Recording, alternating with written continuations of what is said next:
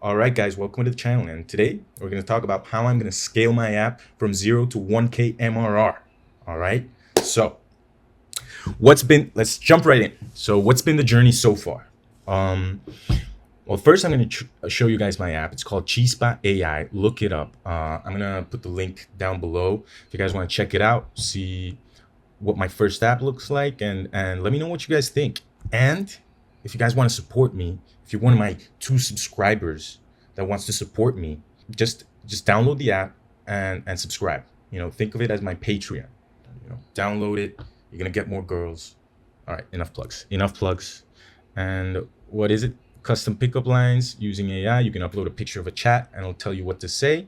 And it's sort of niche down to the Latino audience because there's a lot of these types of apps. So I got to find a niche. So that's the strategy for the product. And so what I've done so far is I've marketed the app in 3 different ways using Apple ads. Oh, and actually, I just remembered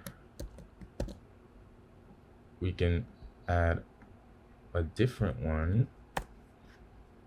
which I also did, Facebook ads. But really, we can just call these 2 ads because they sort of behave the same way. Let's just join them. Apple and Facebook ads. Okay. So what have I learned? I'm gonna try to make this quick so as not to waste your time. Apple ads and Facebook ads, trash, terrible, very difficult to get profitable on an app using Facebook and Apple ads. There are some examples of stuff that might work. I feel like the rules are similar to drop shipping. You gotta attack someone's vulnerabilities, someone's needs, and their insecurities. So if your app does that, it can be successful with ads. The other thing with ads is Facebook has some policies around dating apps, helping you pick up women apps. So I don't want to poke the beast, as they say. So we're just doing organic and influencer marketing for now. But let me show you guys exactly why the ads didn't work. Okay, let me show you guys the data. So cancel here, connect to the App Store account, go straight to analytics. All right, we got Chispa, which is the app we're focusing on. I have 2 apps available. Also, my ADHD app, A-Team, download it. For those of you that just can't focus or feel overwhelmed every so often with life, download my app and subscribe. It's free. But there is a subscription in it. And I would like you to subscribe, dude. Again, think of it as my Patreon. Let me know what you think of the app. We're all building here. Just download the app, okay? Download the app. I'll have the Patreon up soon. I'm talking to my 3rd subscriber here, all right? I'll have my Patreon up soon, okay? 1 subscriber, I'm talking to you. Let's analyze this. So I put in the last 3 months. And the first thing I want you guys to check out is the amount of impressions in this 3-day period. It was like May 15th, 16th, and 17th. Huge increment in impressions, right? So we got these impressions through Apple ads. How does that translate to product page views? It translates perfectly. You get a lot more product page views. But this is where it starts to get messy. This is where the ads fail in the conversion rate, okay? If we go deeper here, I've had some spikes. Different activations I've had, but this is the 15th, 16th, and 17th. This is the moment when I was doing ads. Look at my conversion rate. Doesn't ever reach above 0.7%, which is crazy. I almost said 70%. 0.7%. Okay. Anytime I get a download, I get a higher conversion rate than that. But that's not even the more important stat. The most important stat is the amount of downloads. Okay, so look at this huge spike right here. This small spike is the ads. So I got 10 downloads on my best day. It's kind of not profitable. Okay. And then finally, well, you gotta check out the trends to get to like the granular stuff of what the Apple ads did. So let's do last 90 days. So we know that Apple ads was in May. So we got 1 renewal, one activation and one cancellation. So we got one subscriber off of 2,000 or something impressions, and like $100. So, and he canceled. Wait, let me see. Let me see when he canceled. He canceled 2 days later, 3 days later. So I got like $5 of wasting like $100 on Apple ads. So that's when I said Apple ads, not for me. Bye bye. Now let's take a look at why I think organic could be good. And we'll get the downloads page. So as you can see, my app, even though I'm doing all this by myself, I am getting consistent downloads every day, every 2 days, getting 2, 3, 4 downloads.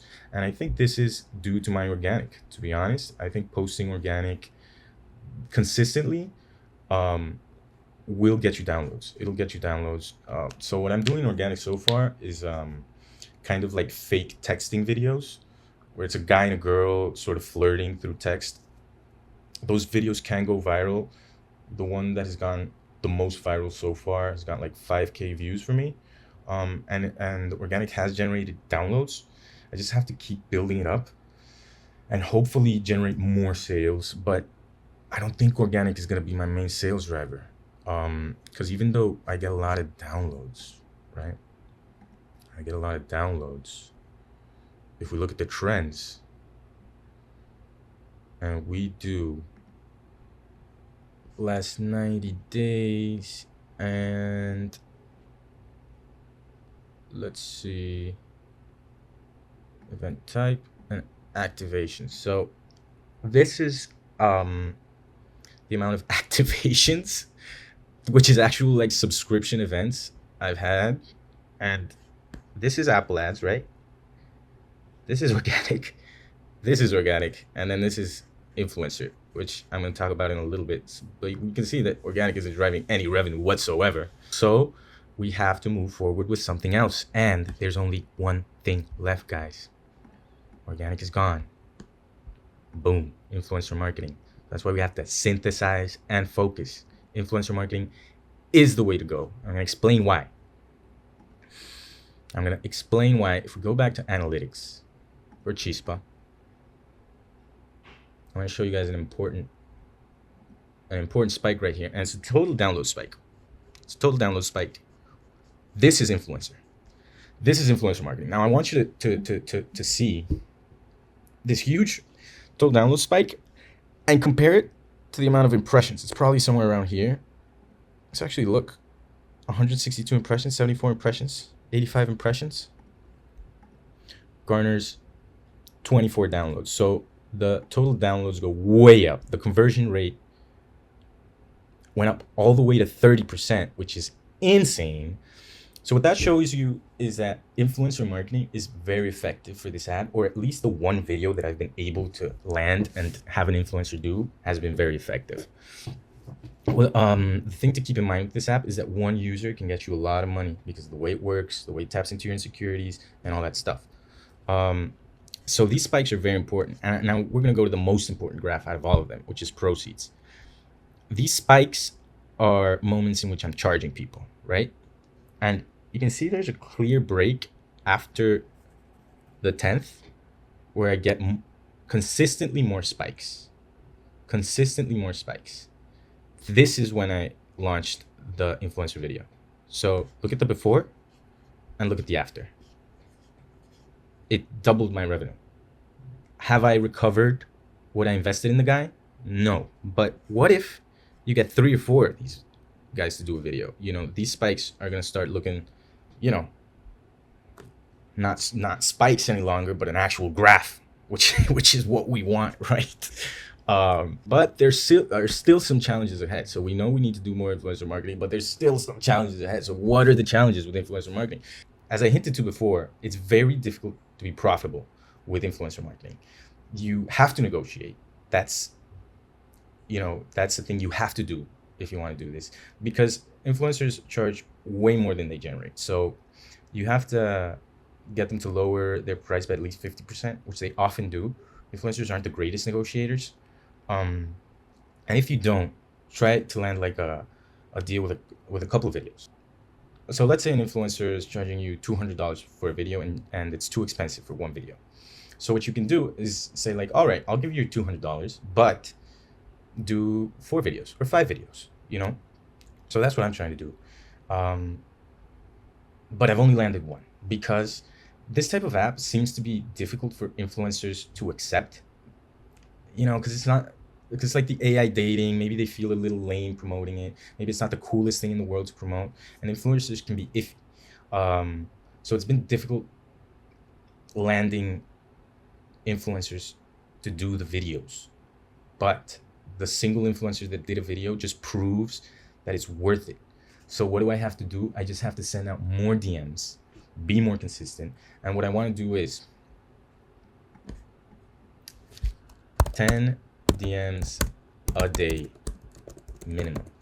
We're going to start off with this basic task, right? 10 DMs a day, every single day, okay? I wrote a total of 65 DMs to get one response, right? Which means, you know, one influencer per week if I send 10 DMs a day. That, my friends, is how you do data-driven decisions. Very important. 4 influencers per month, right? Which means in 2 months, I'm gonna get 8 influencers, and I only have one data point here, but let's say I paid one influencer and he generated $50 per month. This is some terrible math right here, but one inf equals $50 per month. So 8 influencers, I'm gonna get 400, right? $400. And so by month 3, I'm gonna get 12 influencers, and by month 4, I'm gonna get 16 influencers, right? So that's 400 for 8 influencers, and we can skip straight to month 4. 16 influencers, $800 in revenue, right? And then month 5 is going to generate 20 influencers, and that will finally get me to my $1,000 per month goal. Now obviously 5 months is a long time. I don't want to wait that long, so I might adjust this strategy. This was just like a breakdown of how it would work if I were to do like systematically 10 DMs a day. But obviously there's follow-ups, stuff that's going to affect the way I do this. I want to reduce this to 3 months if possible. That would be great. And yeah, so that's my plan. Let me know what you guys think, and I'll see you next time. You know, subscribe, comment. Let's build together, and let's build a community around this. The future is bright, and so are we. Let's go.